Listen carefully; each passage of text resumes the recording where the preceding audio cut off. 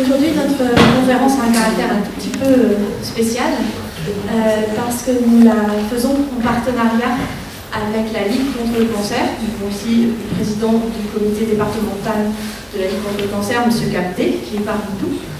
Et nous la présentons en fait à l'occasion d'Octobre Rose, ce campagne que mène, vous le savez, la Ligue et d'autres associations pour susciter les femmes à se faire dépister contre le cancer du sein. Donc à cette occasion, nous récolterons vos dons tout à l'heure, puisque vos dons seront pour eux directement. Et nous avons donc invité pour cette occasion-là Madame Dr Gaëlle Leguc, qui est directeur ou directrice de recherche au CNRS à Toulouse, au Centre de biologie intégrative de Toulouse. Pourquoi Madame Leguc? Eh bien, d'une part, bien sûr, parce qu'elle travaille sur des thématiques qui ont un lien avec le cancer, comme elle nous expliquera, et d'autre part parce que donc elle a été souvent elle a une équipe labellisée par la Ligue, c'est-à-dire la Ligue finance directement son équipe, ses étudiants. Et enfin, bon, elle est aussi reçu une prestigieuse disons, félicitation qui est en fait la médaille d'argent du CNRS 2020. Donc Gaëlle Leguc, après donc, une thèse à Toulouse, est ensuite partie pour un postdoc, là encore dans un grand institut à l'EBL à Heidelberg en Allemagne, et puis est revenue à Toulouse, où elle a finalement fondé sa propre équipe il y a à peu près une dizaine d'années, équipe donc, qui s'intéresse à ces problématiques donc, de cassure double brin de l'ADN, dont elle va vous parler. Et cette équipe marche très bien en fait, puisque outre les financements de la Ligue, elle vient de recevoir un financement de type ERC, en fait, qui est un financement européen pour des équipes du Conseil scientifique européen, donc, pour des équipes qui ont des recherches exploratrices dont on pense qu'elles vont déboucher sur des applications intéressantes, scientifiques, techniques ou sociétales. Et puis également labellisée Émergence, donc équipe de très haut niveau. Le son, ça va? Vous m'entendez? Impec. Donc aujourd'hui, je vais vous parler essentiellement de ça. Pardon, mais je te permets parce que tu es juste derrière l'ordinateur, donc oui. Personne, c'est ça, ne te voit pas. C'est ça, faut que je me mette là. Voilà. Allez, je vais me mettre là. Ça me tente le coup.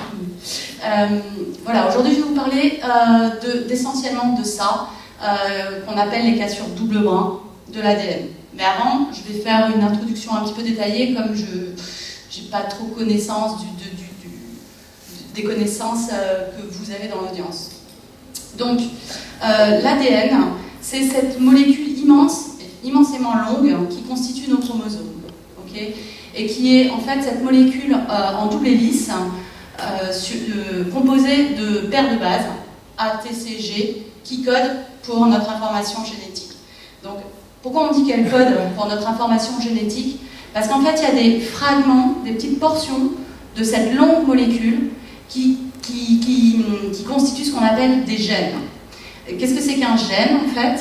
Ça a la propriété d'être... C'est un petit fragment, une petite portion de ce chromosome qui a la propriété d'être lu par une machinerie qu'on appelle la machinerie de transcription, qui est une sorte de machine moléculaire qui est capable d'atterrir sur l'ADN et ensuite de lire les paires de bases qui sont le long de ce gène, okay, pour former ce qu'on appelle l'ARN messager. Vous en avez tous beaucoup entendu parler de l'ARN messager, mais à la base, l'ARN messager, c'est ça en fait. C'est ce qui est entre l'ADN et ensuite qui va être lui-même lu pour constituer ce qu'on appelle des protéines, qui sont les constituants de base de nos cellules, qui assurent toutes les fonctions, la plupart des fonctions de notre cellule. D'accord ? Donc l'ensemble des protéines qui sont produites à partir de nos différents gènes, c'est ça qui va donner l'identité à chacune de nos cellules, leur identité. Alors, ce qui est important de comprendre, c'est que nos chromosomes, ce n'est pas une succession continue de gènes, en fait. Les gènes ne représentent qu'une toute petite fraction, finalement, quelques pourcents de ces longues molécules qui composent les chromosomes. Il en reste néanmoins que c'est la partie la plus importante de nos chromosomes. Alors, donc le génome humain, lui, il est composé de 23 paires de chromosomes. Dans chacune des paires, il y a un chromosome qu'on hérite de la mère, un chromosome qu'on hérite du père. Et l'ensemble de ces 23 paires de chromosomes se retrouve en fait encapsulé dans ce qu'on appelle le noyau des cellules. Okay, dans chaque cellule, il y a un noyau. Et c'est là-dedans que se trouve notre matériel génétique, c'est-à-dire la totalité de nos 23 paires de chromosomes. Alors, ce qui est proprement hallucinant, c'est qu'en fait, la taille de notre génome, ça fait environ 2 mètres. Et c'est capable de rentrer dans un noyau qui fait à peu près une petite dizaine de micromètres de diamètre. Pour donner, à titre de comparaison, c'est un peu comme si on essayait de faire rentrer la tour Eiffel dans un grain de sable. Donc en fait, il y a une compaction immense de ces longues molécules d'ADN à l'intérieur de ces tout petits noyaux dans nos cellules. Bien. Donc maintenant, c'est quoi les cellules en fait? Le corps humain, on estime qu'il contient environ 37,2, soyons précis, trillions de cellules. Trillion, c'est milliers de milliards. Pareil, à titre de comparaison, ça équivaut à 100 fois plus de cellules dans notre corps que d'étoiles dans notre Voie lactée. Et ce qui est important de comprendre, c'est que donc, chacune de ces cellules, vous le savez, elle est différente. Il y a des cellules du muscle, il y a des cellules cardiaques, il y a des cellules nerveuses, il y a des cellules du sang, de la peau, etc. Et bien, chacune de ces cellules, en fait, elle contient chacune de ces cellules contiennent les mêmes chromosomes, exactement le même patrimoine génétique, et elles dérivent toutes de la même cellule initiale qui s'est divisée pour former l'ensemble de ces cellules. Okay. Alors, là, il y a 2 grandes questions, si vous m'avez bien écouté, il y a 2 grandes questions immédiates qui se posent. La première, c'est quand je vous ai parlé de cette compaction immense, comment diable peut 2 mètres d'ADN entrer dans un si petit volume? Et la deuxième, c'est que je vous ai dit que, en fait, c'est l'ensemble des protéines produites par l'ADN qui vont donner une identité à la cellule, qui vont conférer sa fonction. Or, je vous dis à présent qu'en fait, chacune des cellules a très exactement le même ADN, okay, exactement les mêmes chromosomes, à quelques micro-détails près, dont on pourra revenir dessus, mais chacune de ces cellules contient exactement le même matériel génétique, donc les mêmes gènes. Donc en théorie, devrait produire les mêmes ARN messagers et donc les mêmes protéines, et donc avoir la même fonction. Vous voyez bien que ce n'est pas le cas. Et en fait, la réponse à ça, c'est ce qu'on appelle la chromatine. À ces 2 questions. La chromatine, ça permet à la fois de compacter ces immenses molécules dans le noyau. Ça permet aussi de spécifier l'identité d'une cellule. Comment? Alors en fait, la chromatine, qu'est-ce que c'est? C'est un ensemble de petites protéines qu'on appelle les histones qui atterrissent sur l'ADN en fait, et qui vont former ce qu'on appelle des nucléosomes. C'est-à-dire qu'on va avoir 8 de ces petites molécules histones, okay, 8 de ces petites protéines histones, autour desquelles l'ADN va s'enrouler 2 fois. Et ça va constituer ce qu'on appelle en fait un collier de perles sur lesquels l'ADN est capable de s'enrouler autour. Et ensuite, cette fibre de nucléosome, elle est ensuite, capable de se replier encore à nouveau pour arriver à un niveau de compaction extrêmement élevé au sein des noyaux. Alors, comment cette chromatine, elle est capable de conférer ce que je vous ai dit, c'est-à-dire de conférer le destin des cellules, de donner une identité aux cellules? Et bien en fait... Ah, il y a un problème, ça peut marcher.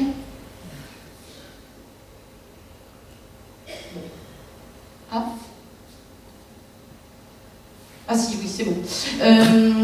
Qu'est-ce que je disais? Oui, en fait, c'est qu'elle elle est capable de réguler l'accessibilité à l'ADN. D'accord. Donc en fait, elle va permettre de déterminer si un gène peut être lu ou pas. En fait, c'est tout simple. Les endroits qui ne sont pas très denses en nucléosomes vont être capables d'être ciblés par la machine de transcription qui peut synthétiser l'ARN et donc fournir une protéine. Alors que les endroits très compacts, eux, ils ne vont pas être capables de faire ça. Si je prends juste un exemple ici, voilà, là les nucléosomes sont relâchés, ils sont peu denses sur l'ADN, et du coup, l'ADN est accessible et la lecture des gènes est possible. Donc la synthèse des protéines est possible. Là, en revanche, la chromatine est ultra compactée, l'ADN est caché, il est en quelque sorte enterré dans cette chromatine très dense, et du coup, il n'est pas accessible et il ne peut pas être lu, la lecture n'est pas possible. Et ce qui est déterminant, c'est que les endroits qui sont relâchés et les endroits qui sont denses, ce n'est pas les mêmes dans toutes les cellules. C'est ce qu'on appelle l'information épigénétique. C'est ce qui va permettre de dire, finalement, le patrimoine génétique, c'est strictement le même dans toutes les cellules, mais d'une cellule à l'autre, les gènes vont être accessibles ou pas accessibles. Ils vont être capables d'être lus ou pas lus. C'est ça qui donne l'information épigénétique, c'est-à-dire qui confère l'identité aux cellules. Alors évidemment, je l'ai présenté de façon très simple, enfin j'espère, mais dans la réalité c'est évidemment beaucoup plus compliqué que c'est accessible, pas accessible, c'est ouvert ou pas ouvert. C'est pas un mode on-off, hein, c'est pas quelque chose d'aussi simple, mais en gros le concept c'est celui-là. Alors qu'est-ce qui fait qu'un nucléosome il va être plus ou moins stable ou pas? C'est-à-dire qu'est-ce qui fait que ces histones qui sont sur l'ADN, autour desquels l'ADN s'enroule, ça va être compact et inaccessible par rapport à non compact ou totalement instable.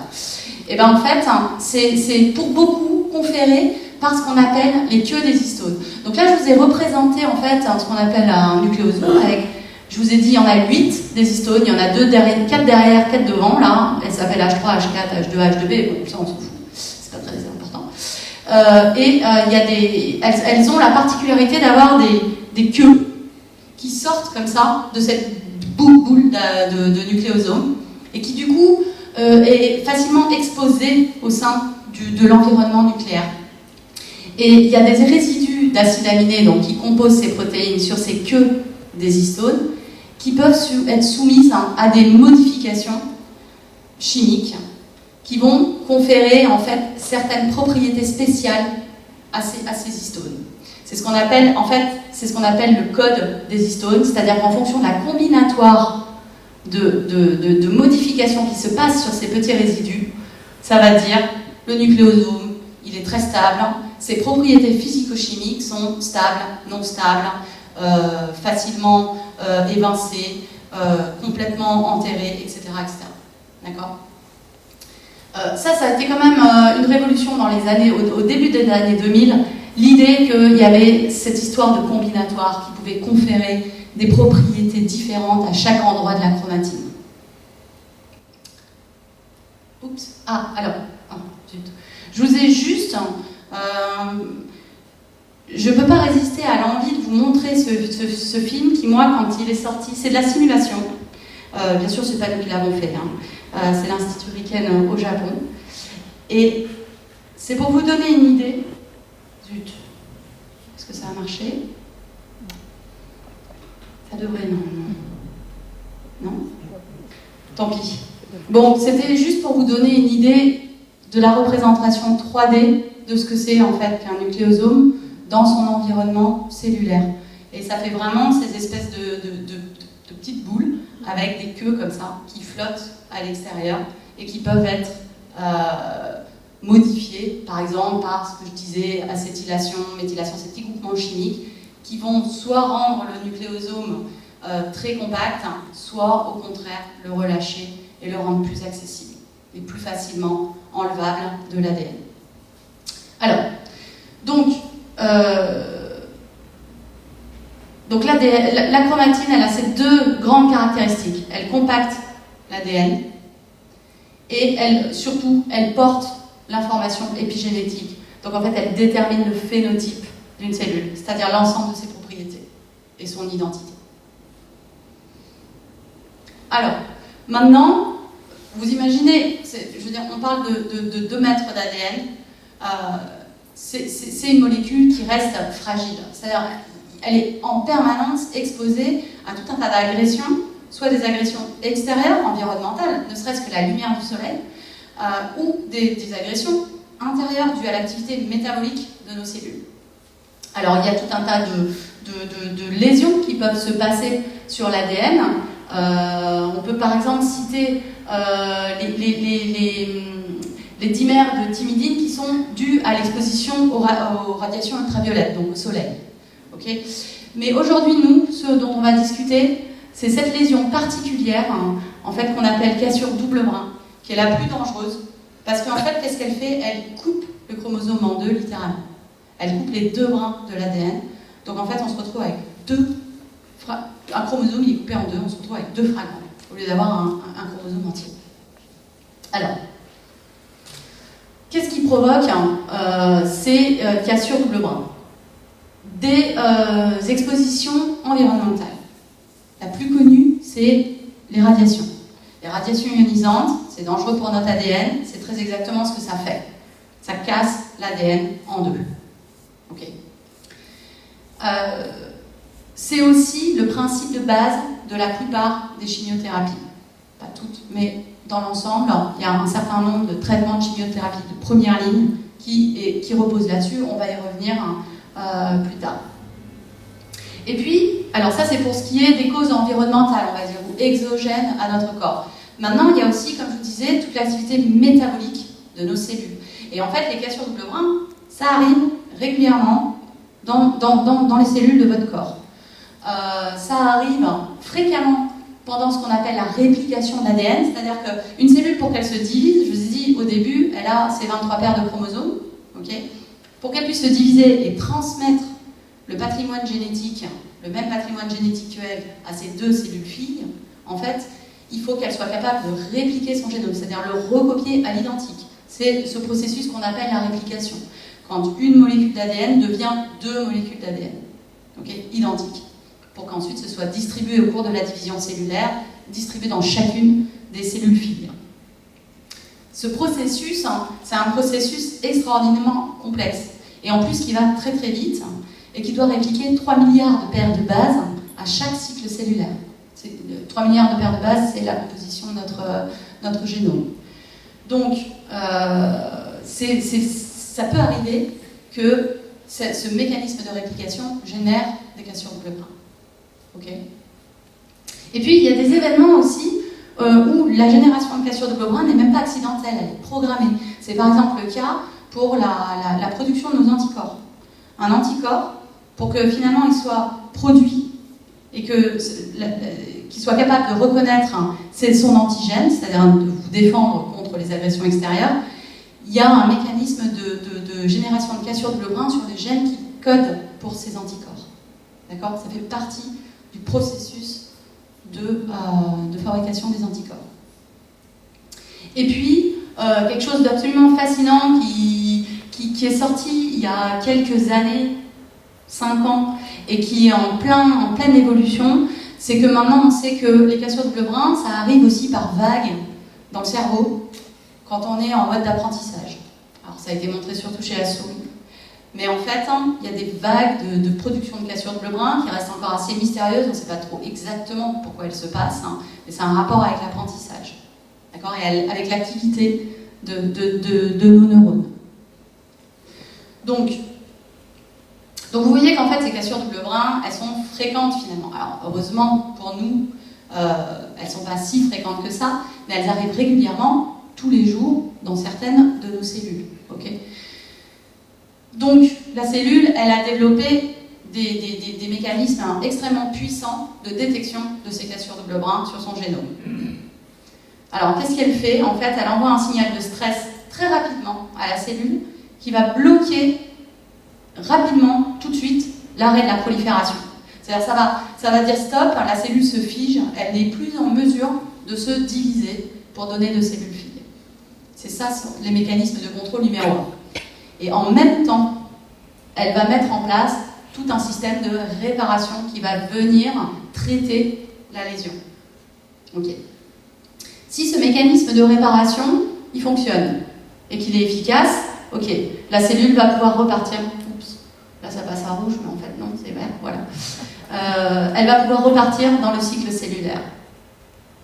Par contre, si la lésion n'arrive pas à être réparée, l'arrêt du cycle va être permanent. Et par exemple, dans quel cas elle peut ne pas réussir à réparer? C'est quand par exemple son système de réparation est saturé. C'est-à-dire s'il y a trop de cassures double brin, la cellule elle est plus capable de réparer les dommages qui ont été créés sur son génome. Donc là, ça va déclencher la mort, le suicide de la cellule endommagée. Okay. Ça, c'est un mécanisme de contrôle très très fort du développement des cancers, vous allez le comprendre plus tard. Ok. Alors, quels sont ces mécanismes de réparation qui viennent et qui sont capables de prendre en charge ces cassures de bleu brun et de restaurer la séquence d'ADN? Ne vous inquiétez pas, je ne vais pas rentrer dans des détails mécanistiques, ça n'a pas d'intérêt ici. Ce qu'il faut comprendre, c'est qu'il y a deux grands types de mécanismes de réparation. Il y en a un qui va prendre les deux bouts qui étaient cassés et qui va juste les recoller comme ça, directement. Le problème de cette voie de réparation, c'est que souvent, elle peut générer des altérations au niveau du point de jonction. Puis il y a un deuxième mécanisme de réparation qu'on appelle la recombinaison homologue, qui est beaucoup plus fidèle parce que lui, il va utiliser une copie qui existe. Mettons la copie paternelle, bon, en général c'est pas ça, c'est plutôt la copie, la chromatine sœur, c'est-à-dire après la phase de réplication, mais bon, peu importe, le concept, c'est qu'elle va utiliser une copie intacte et qu'elle va recopier l'information manquante pour être sûre que ce qui a été réparé, c'est très exactement la vraie séquence. D'accord? Donc ça, c'est une voie de réparation fidèle, mais qui est énergivore. Elle prend plus de temps, elle demande beaucoup plus de travail à la cellule. Ça, c'est un mécanisme de réparation, à la jonction des extrémités, beaucoup plus rapide, mais qui est quand même un peu moins fidèle. Alors, donc, dans les deux cas, ça va restaurer la séquence. C'est-à-dire qu'en fait, linéairement, l'ADN, il va être restauré. Il ne sera plus cassé en deux, notre chromosome. Donc, il est réparé. Là où ça devient très dangereux, c'est-à-dire s'il n'est pas réparé, de toute façon, la cellule, à un moment, elle meurt. Elle n'est pas capable de survivre à ça. S'il est réparé, par contre, le signal de stress s'arrête. Okay, et la cellule peut repartir. Et les problèmes surviennent quand en fait la réparation, elle n'est pas bonne. Et elle a laissé une marque, une cicatrice, et qu'en fait elle a altéré le patrimoine génétique. Donc on distingue des petites mutations, c'est-à-dire par exemple juste une paire de bases qui a été insérée à l'endroit de la jonction, ou alors délétée, c'est-à-dire enlevée, ou alors changée, c'est-à-dire un A par exemple est devenu un G. Okay.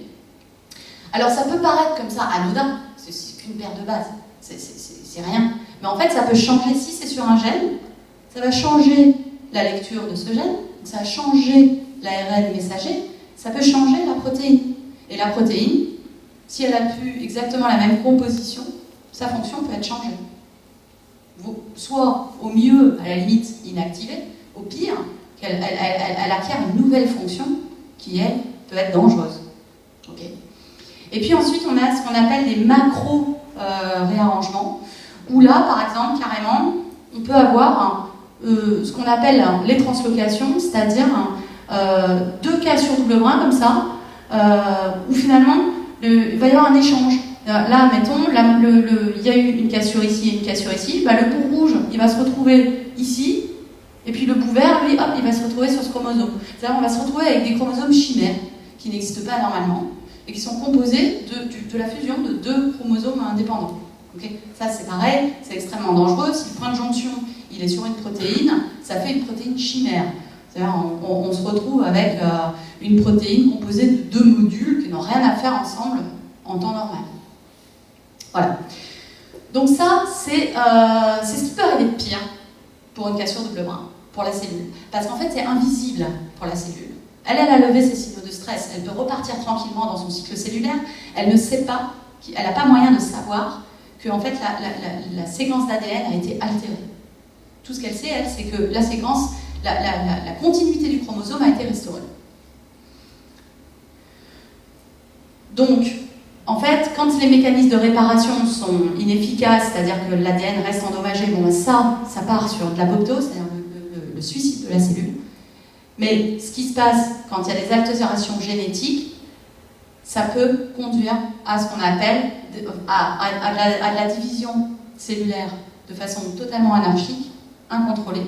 La cellule ne répond plus telle qu'elle devrait, elle perd son identité. D'accord ? Et c'est dans ces cas-là qu'on peut avoir la progression, la formation d'une tumeur qui peut ensuite évoluer vers un cancer. Ok. Alors, donc les cassures double brin, c'est une des causes numéro 1 de l'oncogénèse. C'est-à-dire ce qui va conduire, ça conduit à l'instabilité du génome, ça conduit à des mutations sur le génome. Et c'est une des causes prioritaires du développement des tumeurs. Il se trouve aussi que les cassures double brin, c'est très exactement le talon d'Achille des cellules cancéreuses. Les cellules cancéreuses, leur propriété, c'est qu'elles se divisent vite. Et en fait, des cellules qui se divisent vite, c'est très sensible aux cassures double brin. Ça n'a pas le temps de les réparer. Et puis surtout, en fait, pendant le processus de réplication de cellules qui se divisent vite, elles se répliquent vite. Et en fait, du coup, son système de réparation est très vite saturé. Et du coup, c'est un des mécanismes, c'est un des traitements numéro 1 pour traiter le cancer, c'est de créer ces cassures double brin, soit par radiothérapie, soit par chimiothérapie. Il y a une grande liste de ce qu'on appelle les génotoxiques qui vont comme ça endommager notre ADN. Parce que, en fait, ça va conduire à l'arrêt du cycle de ces cellules cancéreuses et à leur mort. Ok ? Alors, vous le savez tous, bien entendu, il y a malheureusement des problèmes majeurs à cette stratégie. Les cellules cancéreuses, elles peuvent être résistantes à l'induction de ces cassures double brin. C'est-à-dire, elles peuvent continuer, finalement, leur mécanisme de contrôle est altéré, elles sont endommagées, elles continuent à proliférer. Ok ? Et il y a l'impact sur les cellules saines, puisque en fait, des cellules qui se divisent, c'est vrai que les cellules qui divisent vont être les cibles prioritaires des chimiothérapies par exemple, mais il n'empêche pas moins que en fait, ce traitement génotoxique va aussi aller d'une certaine challenger, va aussi aller affecter les cellules saines. Donc, comprendre la réparation des cassures double brin, c'est essentiel pour ces deux raisons. Nous, c'est là-dedans qu'on s'inscrit, on est un laboratoire de recherche fondamentale. Je tiens à le préciser. Donc, comprendre, ça nous permet quoi ? De comprendre comment et pourquoi se produisent l'instabilité génétique, c'est-à-dire des mutations, des translocations qui peuvent causer des cancers. Et ça permet aussi d'envisager des nouvelles thérapies pour les rendre plus efficaces et plus sûres. Plus efficaces en tuant mieux, plus sûres en évitant qu'elles altèrent des cellules saines. Alors, donc j'ai passé une bonne partie de mon introduction aussi à vous parler de la chromatine. C'est pas pour n'importe quelle raison. C'est qu'en fait, ces processus de réparation que je vous ai détaillés, la jonction directe, la recombinaison homologue qui va recopier, en fait, ça se passe pas sur l'ADN qui est nu. Ça se passe très exactement dans ce contexte, la chromatine. Ok. Donc il y a des endroits qui vont être accessibles, des endroits qui vont être beaucoup moins accessibles.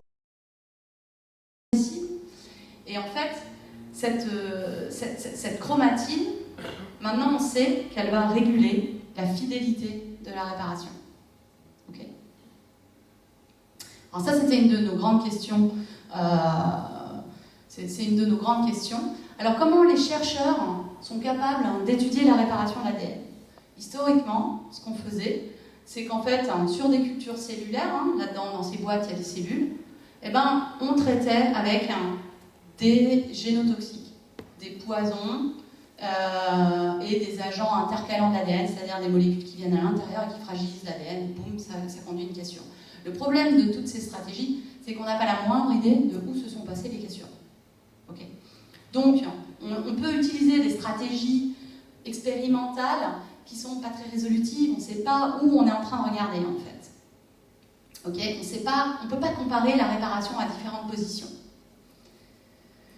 Donc, ce qu'on a, nous, réalisé, en fait, c'est un nouvel outil pour étudier justement la réparation des cassures de Lebrun, qui utilise des protéines qui sont assez rigolotes, qui sont des enzymes, ce qu'on appelle des enzymes de restriction, qui ont la propriété de pouvoir atterrir sur l'ADN et reconnaître des petites séquences. La nôtre, celle-là, elle reconnaît CGC, AT, GCG, AT, CGC. Elle va reconnaître et elle va faire une cassure à cet endroit-là. L'avantage, c'est qu'on va très exactement savoir où sont ces cassures, puisque notre génome, il est séquencé. On connaît à la paire de bases près la composition de notre génome. Okay, il a été séquencé entièrement. Donc, alors évidemment, il y avait une petite subtilité, c'est-à-dire qu'on a des cellules qui sont modifiées avec cette enzyme de restriction. Alors évidemment, il ne fallait pas que cette enzyme de restriction ait toujours accès au matériel génétique, sinon ça tue nos cellules. Donc on a utilisé une petite astuce qui consiste à séquestrer cette enzyme à l'extérieur du noyau, et puis ensuite, sur demande, on est capable de l'envoyer dans le noyau, où elle est capable ensuite d'aller cliver, d'aller endommager l'ADN à des positions connues.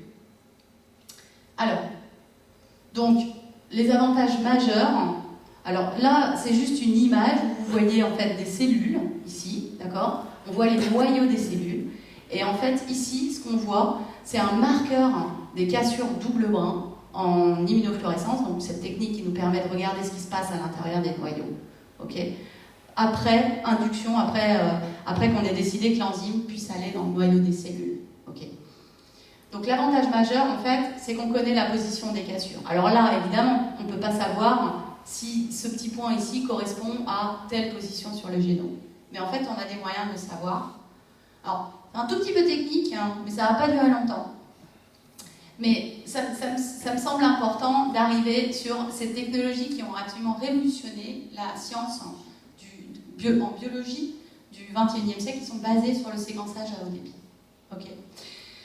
Donc en fait, cette technique-là, qu'on appelle l'immunoprécipitation de chromatine suivie de séquençage au débit, ChIP-seq, okay, ça permet littéralement de voir les protéines sur les chromosomes. On peut se balader ensuite sur les chromosomes pour savoir si telle protéine, elle est à cet endroit-là ou pas. Okay. En fait, c'est pas très compliqué comme technologie. C'est ça qui est compliqué. On a des cellules, on les prend, on extrait la chromatine, on enlève les noyaux, le reste de la cellule, etc. On garde seulement la chromatine, puis ensuite on utilise des anticorps qui ont cette propriété de reconnaître spécifiquement des protéines d'intérêt. Donc, mettons, si on utilise un anticorps contre une protéine de la voie de la réparation fidèle, on va être capable de purifier tous les bouts d'ADN, toutes les sections de l'ADN qui étaient liées, qui étaient reconnues par cette protéine, qui étaient liées à cette protéine spécifique. Okay, et ensuite, on récupère l'ADN et on peut séquencer, c'est-à-dire connaître l'identité de tous les endroits de l'ADN qui étaient capables d'interagir avec cette protéine. On fait une analyse bioinformatique assez complexe, je dois dire, et ensuite, on est capable de se balader sur le génome. Là, je vous montre un exemple de vraies données. Okay. On est sur un bout du chromosome 1. Donc là, je vois rien. Bon, mettons qu'on est, autour de 5 millions. Donc là, on est déjà à 5 millions de paires de bases sur le chromosome 1. D'accord. On se promène. Et là, à cet endroit-là, exactement, il y a une cassure qui a été induite dans notre système. Une cassure double brin de l'ADN. Ça a coupé l'ADN en deux. Et ici, ce qu'on a fait, c'est cette technique de ChIP-seq dirigée contre une protéine de la voie fidèle et une protéine de la voie, entre guillemets, infidèle. Elle n'est pas complètement infidèle, heureusement, sinon on ne serait pas là. Mais elle est moins fidèle, on va dire. Et ce qu'on peut voir, c'est qu'à cet endroit, cette cassure-là, on est capable de trouver, vous voyez, hop là, elle est là, cette protéine, elle est présente à cet endroit-là, sur cette cassure. Si je vais ailleurs, là on est sur le chromosome 17, à 174 000, ou je ne sais plus trop combien, 174 millions à partir de l'extrémité du chromosome, okay, de paires de bases. Là, il y en a une autre, une cassure. Pourtant, elle, cette protéine fidèle, de la réparation fidèle, elle n'est pas capable d'y aller. Pour elle, cette cassure-là est invisible. Elle n'est pas capable de la reconnaître. Ok ? Alors pourquoi je vous parle de ça ? Parce qu'en fait, ce qu'on a réalisé, c'est que la réparation fidèle, elle était sur les gènes actifs, c'est-à-dire les gènes qui sont lus pour ensuite donner des protéines. La réparation moins fidèle, elle se passe ailleurs sur le génome, et notamment sur les gènes qui ne sont pas lus et qui ne sont pas utilisés. Bien, comment on a fait ça ? Eh bien, en fait, on a utilisé exactement la même technique, ce qu'on appelle de chip-sec, mais cette fois, au lieu d'aller voir les protéines de la réparation, on allait voir les protéines qui lisent les gènes. Et là, vous avez par exemple tout un tas de gènes, ok ? Vous voyez que là, notre cassure, elle est ici. Ce gène, il a des protéines qui permettent de lire et de produire l'ARN messager. Ici, on a une autre cassure. Là, on a un gène qui est bien lu, qui recrute bien les protéines de la synthèse. Mais à côté, vous voyez ici, il y a un gène qu'on dit silencieux. Il est inactif dans ce type cellulaire. Il n'est pas capable d'être exprimé. Et bien, cette cassure-là, c'était la cassure qu'on voyait qui était incapable de recruter cette protéine de la réparation fidèle. Qu'est-ce que ça nous dit, en fait ? Ça nous dit qu'un gène, s'il est actif, il va aller... C'est la voie de réparation fidèle qui va venir le réparer. Ça va être long, ça va être plus énergivore, mais ça va être plus fidèle aussi. Okay ? Et parce que c'est un gène actif, c'est pas une mauvaise idée, puisque du coup, la réparation étant plus fidèle, il y a moins de chances d'avoir une altération génétique qui va conduire à une protéine altérée. Ok. Donc ça, c'était la bonne nouvelle. Maintenant, on va dire, entre guillemets, la mauvaise. Donc ensuite, ce qu'on est allé voir, c'est qu'est-ce qui se passe. C'est-à-dire, bon, ces 2 mètres d'ADN, là, ils se retrouvent dans le noyau. Alors certes, ils sont compactés en chromatine, mais enfin après, ils font des sacrées boucles, etc. Ok ? Pour un autre niveau de compaction. Cette organisation qu'on dit tridimensionnelle, elle n'est pas complètement aléatoire et on est capable de l'identifier. On a aussi des méthodologies qui nous permettent de faire ça. C'est ce qui s'appelle la capture de conformation de chromosomes. Pareil, je ne rentre pas dans le détail, mais c'est exactement les mêmes concepts, sauf qu'en fait, à la fin, ce qu'on va être capable de savoir, c'est si ce bout d'ADN-là, en bleu, il interagit physiquement en 3D dans le noyau. Est-ce qu'il est proche de ce petit bout en rouge, par exemple, d'accord ? Alors que linéairement, ils sont loin l'un de l'autre. Et en fait, c'est le genre de choses qu'on a pu observer. C'est pas si compliqué. Là, c'est une carte de chaleur d'interaction. Ici, sur le chromosome numéro 1, on a 8 cassures double brin. On peut voir que la cassure numéro 5, en fait, plus c'est rouge, plus ça interagit. La cassure numéro 5, elle est capable d'interagir avec la cassure numéro 1. Et puis avec la cassure numéro 3, la cassure numéro 4, etc. Alors que par exemple, la cassure numéro 2, elle n'est pas capable d'interagir avec les autres cassures. Et en fait, ce qu'on s'est rendu compte, c'est que les cassures qui sont capables d'interagir entre elles, c'est-à-dire de se retrouver au même endroit dans le noyau, c'est les cassures qui sont induites, qui sont provoquées dans les gènes actifs. Pourquoi je fais cette tête ? Parce qu'en fait, qu'est-ce qu'il y a de mieux que de mettre au même endroit dans le noyau 2 cassures qui risquent d'être rejointes entre elles. Et ça, c'est très exactement ce qui cause ce qu'on appelle, ce que je vous ai parlé, les translocations. C'est-à-dire quand il y a 2 bouts de chromosomes qui se fusionnent entre eux pour faire un faux chromosome. Ok ? Donc ça, on comprend aujourd'hui pas encore pourquoi la cellule décide de faire ça. C'est quoi l'avantage sélectif pour une cellule de mettre à proximité 2 cassures double brin dans le noyau, a fortiori des cassures sur des gènes actifs. Okay. Il y a forcément une raison, donc c'est que c'est utile. On travaille dessus. Voilà, la bonne nouvelle, c'est qu'effectivement, les gènes utilisent une voie de réparation relativement fidèle. Alors pourquoi c'est important de comprendre la réparation des cassures sur les gènes ? Je vous l'ai dit, c'est ce qui permet de synthétiser et donc de produire les protéines et donc de conférer une identité. Mais il se trouve qu'en plus, en fait, les cassures d'origine endogène dont je vous ai parlé, dues à la réplication, dues à l'activité dans les neurones, en fait, c'est dans les gènes la plupart du temps que ça se passe. Okay ? Ça, je vais pas nécessairement détailler cette image, mais en gros, c'est des méthodes pareilles. On se balade sur le chromosome et à chaque fois qu'on voit un pic, oh, il y a une cassure. Là, il y a potentiellement une cassure. Là, il peut y avoir une cassure. Et en général, c'est pareil, c'est dans les gènes actifs. Okay. Donc, c'est quand même important de comprendre du coup comment sont réparées ces régions les plus fragiles de notre génome. Et puis, il se trouve que c'est aussi les gènes qui sont endommagés avec une classe particulière de génotoxiques, mais qui est quand même très utilisée, c'est ce qu'on appelle les poisons des topoisomérases. Par exemple, la doxorubicine. Okay. Alors, les topoisomérases, c'est des enzymes assez intéressantes qui sont capables de relâcher le stress torsionnel. Vous imaginez l'ADN, c'est une double hélice. Donc à chaque fois qu'on ouvre une double hélice, imaginez, vous dans votre tête, deux lacets enlacés comme ça, en double hélice. Si vous essayez d'ouvrir cette hélice pour faire la transcription, par exemple, c'est-à-dire pour commencer à synthétiser les ARN, pour produire les ARN, si c'est bloqué de l'autre côté, ça va produire du super tour, c'est-à-dire l'hélice devant, elle va devenir toute ratatinée, puis elle va commencer à faire des super tours. C'est ce qu'on appelle un stress torsionnel, okay, un stress topologique. Okay. Donc en fait, on a des enzymes, ça se produit tout le temps dans le génome, puisque la double hélice, ça passe sa vie à être ouverte, remise, ouverte, remise. À chaque fois qu'il y a un processus qui se passe dessus, quoi.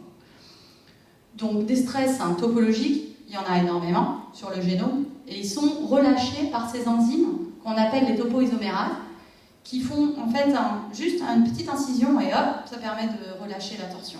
Et hop, ça relie. Sauf qu'en fait, il y a des poisons qui existent, qui peuvent bloquer l'étape de religation, et ça conduit à des cassures sur l'ADN. C'est vraiment le principe d'un certain nombre de chimiothérapies, tout se basé sur les poisons, sur ce qu'on appelle les poisons des topoisomérases 2. Okay. Et ça conduit à la mort cellulaire. La plupart de ces cassures, vu que en fait, ces stress topologiques qui se passent souvent, le plus souvent, sur des gènes, puisque c'est une des activités, la transcription, qui produit le plus de stress topologique, du coup, la plupart des cassures qui sont générées par ces poisons de topoisomérase, c'est sur les gènes. Okay. Donc je vous ai dit que ces cassures double brin qui se passent sur des gènes, elles peuvent conduire à des translocations. Et il me semble, ça va être assez important à étudier dans les années à venir. C'est-à-dire qu'une des conséquences néfastes de l'utilisation des topoisomérases, des poisons des topoisomérases, c'est aussi ce qu'on appelle les cancers secondaires induits par le traitement, okay, qui souvent surviennent suite à un événement de translocation, okay, dans des cellules saines. Et c'est notamment le cas des leucémies aiguës induites par les traitements. Okay. Donc comprendre comment, déjà pourquoi les cassures double brin se retrouvent entre elles quand elles sont induites sur des gènes actifs, okay, et pourquoi ça génère des translocations, c'est extrêmement important parce que si on comprend le mécanisme, peut-être qu'on pourra aller jouer là-dessus et s'assurer que dans les cellules saines, ces cassures ne vont pas se regrouper et ne vont pas être en mesure de transloquer. Okay. Alors, maintenant, je voudrais parler un petit peu des stratégies qu'il y a actuellement en cours, les plus prometteuses, pour ce qui est des traitements anti-cancer basés sur l'induction des cassures double brin, parce qu'il y a aussi d'autres types de traitements. Alors, c'est le concept, je voudrais qu'on discute un peu du concept de létalité synthétique. Le concept, il est très simple.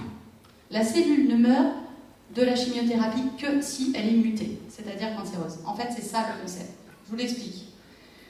En fait, si on imagine, je vous ai dit, il y a plusieurs mécanismes de réparation. Okay, là, on va les appeler le mécanisme A, le mécanisme B. D'habitude, ils peuvent se compenser, ils sont là tous les deux, ils peuvent se compenser l'un l'autre. Donc si on a les deux, tout va bien, très bien, la cellule est viable. Si on n'a qu'un des mécanismes qui est disponible et l'autre muté, on reste viable. Si c'est l'autre qui est muté, celui-là, et puis que l'autre mécanisme est fonctionnel, on reste viable. Par contre, si les deux mécanismes sont inefficaces, c'est là qu'on devient mort, qu'on est létal. Je parle des cellules. Alors, voilà l'idée. C'est-à-dire qu'en fait, une cellule normale, elle a ces deux mécanismes parfaitement normaux. Okay, elle subit une mutation qui va lui faire perdre ce mécanisme A, et donc elle devient une cellule cancéreuse, parce qu'en fait, elle accumule du coup de l'instabilité sur son génome. Elle n'a plus qu'un seul mécanisme de réparation. Okay, l'autre est inactivé. Donc là, elle devient cancéreuse. C'est un atout, en fait. Parce que ce qui se passe, c'est que si on trouve un inhibiteur qui va aller cibler spécifiquement cette voie B, en fait, notre cellule normale, elle va pouvoir continuer à vivre. Okay, alors que notre cellule cancéreuse, qui n'a plus que son mécanisme B pour survivre, le moment où on inhibe B, elle est morte. Ce qui empêche, du coup, la croissance de la tumeur. Okay. Donc ça, c'est une voie très active de recherche, d'identifier les létalités synthétiques possibles. Je vais vous donner un exemple très précis, c'est sur les cancers héréditaires du sein, ou familiaux, puisque en fait, on sait que la plupart sont dus à des mutations sur les gènes BRCA1, BRCA2 et PALB2. Okay, ces 3 gènes, c'est des gènes de la voie fidèle de réparation dont je vous ai parlé précédemment. Okay, quand ils ne sont pas là, quand ils sont mutés, en fait, la cellule gagne de l'instabilité génétique. Elle est plus bien capable de maintenir son génome et elle peut dériver vers un état cancéreux. Voilà l'idée. Les cellules normales, donc en fait, ce cancer est dit héréditaire, c'est-à-dire qu'en fait, on va hériter d'une copie altérée de notre père ou de notre mère. Okay, mais l'autre copie est fonctionnelle. Donc tout va bien. On a une copie mutée, héritée qui est non fonctionnelle, mais l'autre copie est fonctionnelle. Tout va bien jusqu'à ce qu'il y ait un événement potentiel dans une des cellules qui fait perdre la copie fonctionnelle, qui mute la copie fonctionnelle. Du coup, on se retrouve, c'est un événement qu'on appelle la perte d'hétérozygossie, et cette cellule se retrouve du coup totalement incapable d'utiliser cette protéine. Elle n'a plus de cette protéine fonctionnelle. Donc elle n'est plus capable de faire la voie fidèle de réparation. Alors, comment on exploite ça, cette connaissance, en fait? L'avantage de ça, c'est qu'en fait, la plupart des cellules, elles, BRCA1, la plupart des cellules vont avoir toujours leur copie fonctionnelle. D'accord? Et donc, si on va taper le deuxième mécanisme de réparation, elles vont pas être affectées par le traitement. D'accord? Si par contre, maintenant, si on traite cet individu, okay, avec un inhibiteur de l'autre voie de réparation, les cellules qui ont une copie fonctionnelle ne vont pas être affectées, elles ne vont pas mourir. Okay, il va y avoir des effets secondaires sur ces cellules. En revanche, les cellules qui, elles, ont perdu complètement les copies de BRCA1, okay, et qui ont absolument besoin de l'autre voie de réparation, là, si on inhibe cette voie de réparation, elles ne vont plus être capables de survivre et les cellules cancéreuses vont mourir. C'est-à-dire que là, on est face à des traitements qui sont spécifiques, du coup, qui n'ont un effet spécifique que sur les cellules cancéreuses. Donc c'est pour ça que c'est une voie de recherche très active, parce que c'est ce qui peut permettre de développer des chimiothérapies qui sont beaucoup plus sûres et qui n'ont pas d'impact sur les cellules saines. Je vous donne un autre exemple. C'est tout ce qui se passe en ce moment sur Polteta, qui est une cible majeure aujourd'hui pour le traitement, envisagé pour le traitement des cancers héréditaires BRCA1 déficients, BRCA1, BRCA2, BRCA1, BRCA2. Okay, pareil, c'est une protéine qui est impliquée dans cette fameuse voie de réparation. Donc en fait, les cellules qui sont déficientes pour BRCA1, BRCA2, elles n'ont plus cette voie-là spécifique de réparation fidèle, elles utilisent complètement que cette autre voie. Okay, si on inhibe cette autre voie, elles ne peuvent plus survivre et elles meurent. En fait, le fait que inactiver Polteta, c'était mortel, c'était létal dans des cellules qui sont déficientes en BRCA1, BRCA2, c'est sorti en 2015.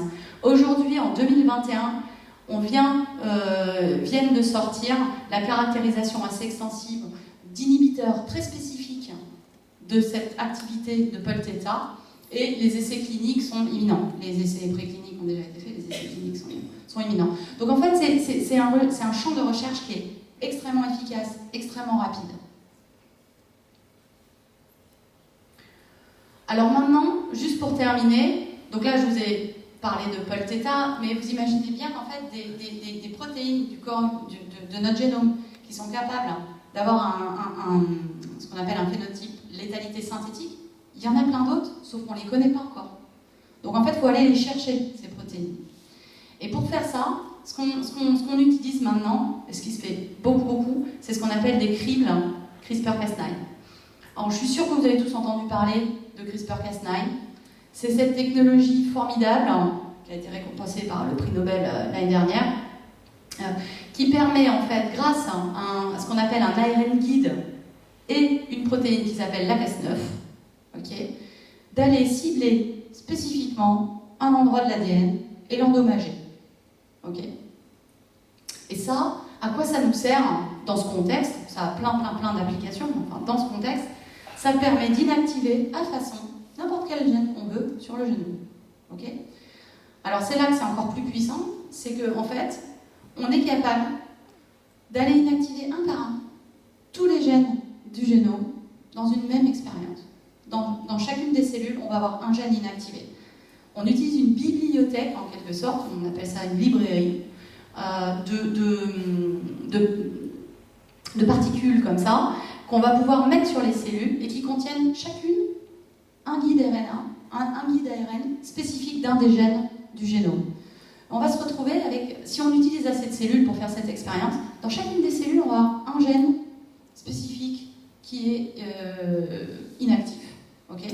Et donc on peut ensuite aller sélectionner, par exemple, si on traite avec une drogue, mettons si je prends l'exemple de la doxorubicine, qui est un des inhibiteurs de topoisomérase qui est utilisé en chimio, et ben en fait on va être capable ensuite de pouvoir sélectionner les cellules qui résistent. Et pourquoi elles résistent? On est capable d'aller identifier le gène qui les fait résister ou les cellules qui meurent plus. Et pareil, on va être capable d'aller identifier le gène qui fait qu'elles meurent plus. Donc en fait, c'est un outil hyper puissant pour identifier des nouvelles cibles thérapeutiques. Soit pour permettre, pour potentialiser le traitement, c'est-à-dire faire en sorte qu'il tue plus les cellules cancéreuses, soit pour le rendre plus sûr, soit pour identifier les mécanismes de résistance qui font que les cellules ne meurent pas suite à les cellules cancéreuses ne meurent pas suite, pour certaines, à ces traitements de topoisomérase, après les poisons de topoisomérase. Alors, pour résumer, les cassures double brin, en fait, leur côté Mr. Hyde, ouais, c'est ça, hein, le méchant, Mr. Hyde, c'est qu'en fait, c'est vraiment des lésions extrêmement toxiques qui ont la potentialité d'altérer de façon drastique notre génome. Et ça, c'est ce qui peut conduire à l'apparition des cancers. Problème de taille, elles se produisent très souvent dans les gènes actifs. Et malheureusement, on comprend encore très mal la réparation des gènes actifs. Finalement, c'est un champ de recherche qui est très récent. Essayer de comprendre exactement les mécanismes particuliers qui réparent les cassures double brin dans les gènes actifs.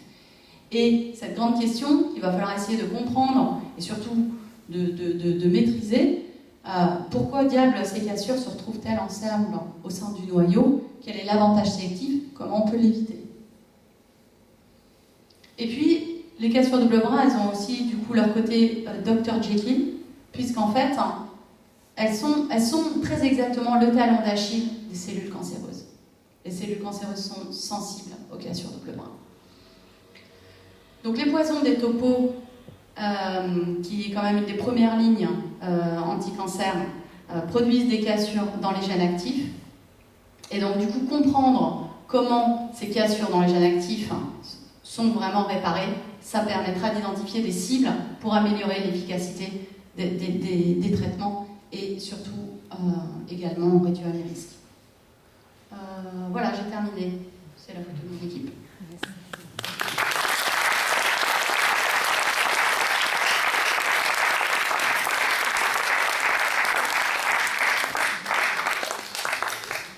Merci beaucoup.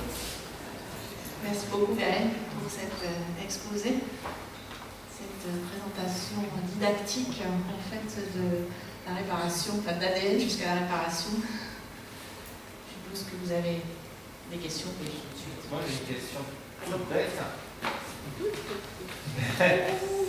Vous dites, on ne comprend pas pourquoi les gènes actifs sont plus sensibles à ces cassures. Vous dites aussi que les chromatides sont plus espacées justement pour rendre les gènes visibles, si j'ai bien compris.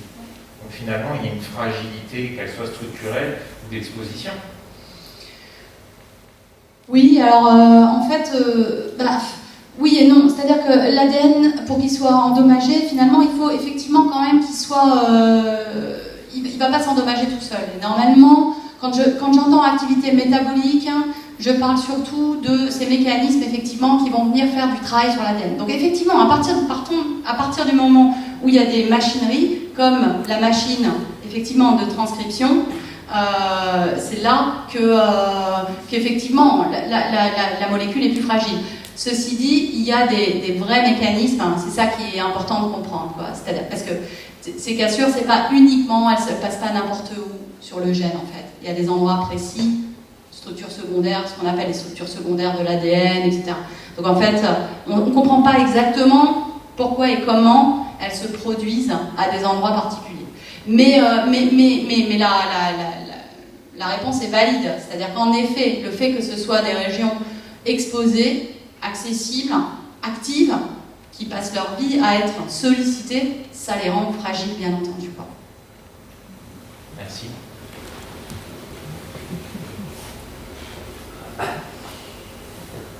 J'avais... Ma question est sur la méthode de travail. Est-ce qu'il y a des observations directes importantes? Est-ce qu'elles sont utilisées ou est-ce que c'est uniquement des méthodes de réaction et des méthodes moyennes? Est-ce qu'on voit des images, mais est-ce qu'il y a des observations directes? Est-ce que vous utilisez beaucoup les observations directes des chromosomes? Des quoi? J'ai pas compris. Des chromosomes. Est-ce qu'il y a une manière d'observer directement les chromosomes et de voir les cassures? Indépendamment, chaque chromosome. Oui, alors. Est-ce que dans votre méthode, ça joue un peu? Est-ce que les observations directes jouent un certain rôle parfois? Alors en fait, une observation, si ce qu'on entend par observation directe, c'est une observation par microscopie. Oui. Voilà. La réponse est, on peut voir des cassures par microscopie, c'est-à-dire un chromosome cassé en deux. Le problème, c'est que la microscopie ne donne pas la résolution de la base près. Alors que, en fait, justement, l'avantage du séquençage de débit, c'est que là, par contre, il donne la résolution de la base près. En revanche, là où c'est vrai, c'est que du coup, on n'est plus en train de regarder une seule molécule, on regarde un ensemble dans une population cellulaire. Sauf qu'aujourd'hui, ces technos de séquençage au débit, on peut les faire à l'échelle de la cellule unique. Donc en fait, aujourd'hui, on est capable, alors j'anticipe un peu quand même, parce que ça, je dis on est capable, on est moyennement capable, mais enfin bon, ça peut se concevoir, à court terme, d'être capable d'aller voir une cassure sur un chromosome dans une cellule, mais par ces techniques de séquençage, parce que la microscopie n'a pas pour le moment la résolution de la base près. Par contre, on est capable d'avoir une idée approximative où est-ce que c'est sur le chromosome en microscopie. Donc on voit surtout le résultat de réaction.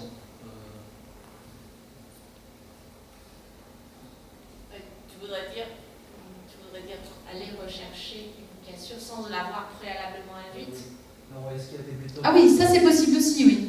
Oui, tout à fait. Ça, nous, on travaille avec un système artificiel où finalement on induit des cassures, mais en fait, exactement la même chose peut être faite sur les cassures endogènes, c'est-à-dire sans les induire. On fait ça aussi en fait. Sur des cassures, voilà, celles qui sont dues à la réplication, celles qui sont dues à l'activité des neurones, etc.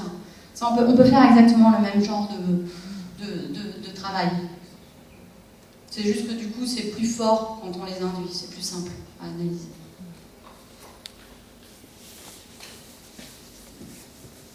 Il y a quelques années, on parlait de la télomérase beaucoup. C'est encore d'actualité? Vous pouvez nous en dire un mot? Oui, alors je peux dire un mot de la télomérase. Alors, la télomérase, c'est pas les cassures de globrin, c'est les télomères. Mais les télomères, en fait, c'est quoi? C'est l'extrémité des chromosomes.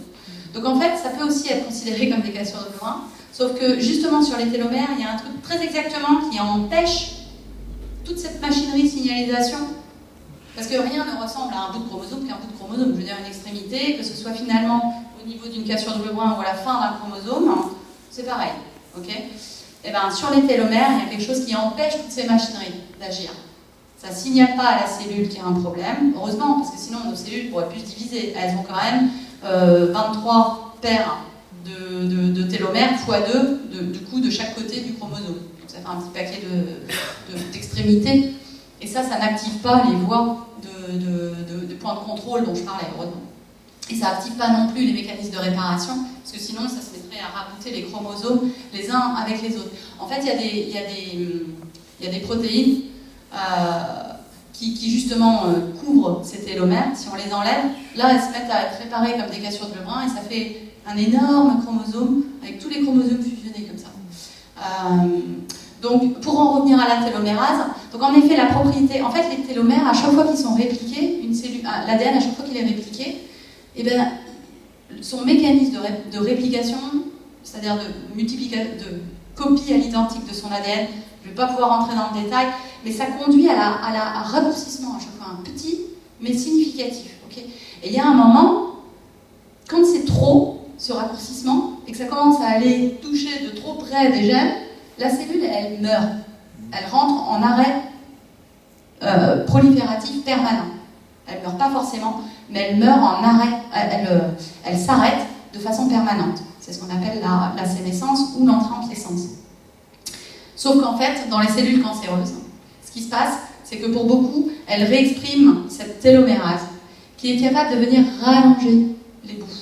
Okay, et donc ça rend la cellule immortelle, puisque à chaque cycle de réplication, elle n'a pas de problème, son télomère ne se raccourcit pas. Ses télomères ne se raccourcissent pas. Donc elle n'active jamais ce point de contrôle qui lui dit stop, il faut sortir du cycle cellulaire. Voilà.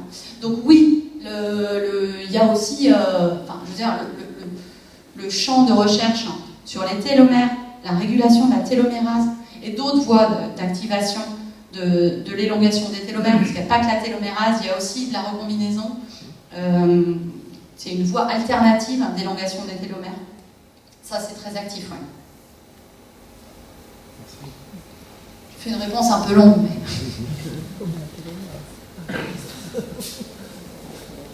Moi, j'avais une question.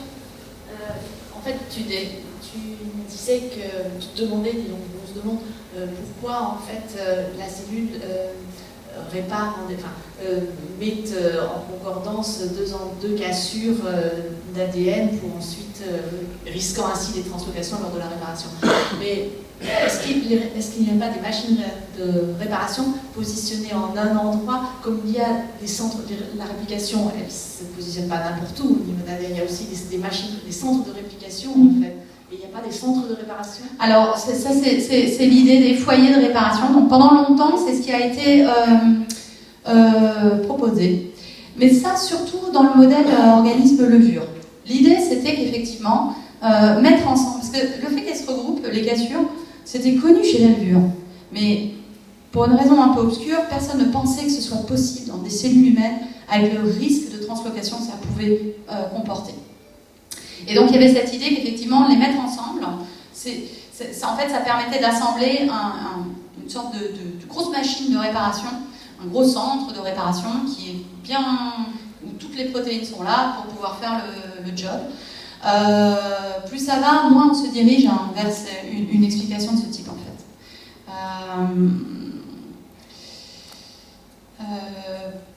Parce que c'est pas le cas de toutes les parce que c'est pas le cas de toutes les cassures. Ça a l'air d'être plutôt quelque chose qui a un rapport avec la signalisation, c'est-à-dire plutôt l'activation du point de contrôle, la mort, l'arrêt du cycle, plutôt qu'une question de réparation. Parce qu'il y a plein d'autres cassures double brun, si elles ne sont pas sur les gènes, elles ne vont pas dans ces foyers. Et pourtant, elles sont réparées. Et en microscopie, on voit bien qu'elles sont aussi, elles attirent les protéines de la réparation, etc. Donc il est peu probable. Bon, après, ça peut peut-être modifier. On ne sait pas encore. Hein. Donc tout est encore un peu ouvert là.